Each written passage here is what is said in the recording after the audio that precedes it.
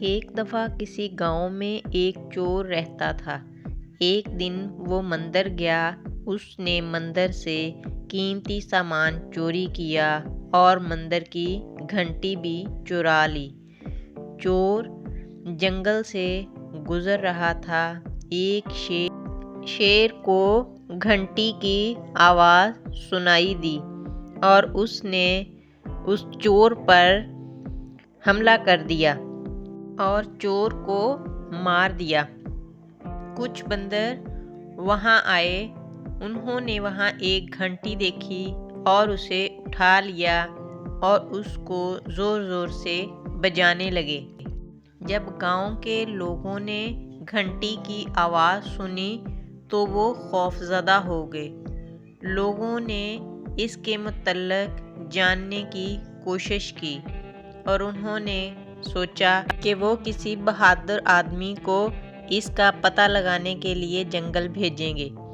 ایک آدمی کو انہوں نے جنگل بھیجا۔ اس نے وہاں چور کی لاش دیکھی۔ پھر کچھ ہی دیر بعد اسے گھنٹی کی آواز سنائی دی تو وہ خوفزدہ ہو کر گاؤں واپس آ گیا اور لوگوں سے کہا کہ وہاں چور کی روح بھٹک رہی ہے۔ یہ سن کر لوگ بہت زیادہ خوفزدہ ہو گئے۔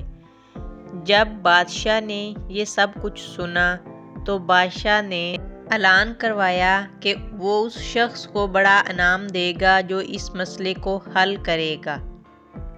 ایک بوڑھی عورت نے جنگل جا کر اس مسئلے کو حل کرنے کا سوچا۔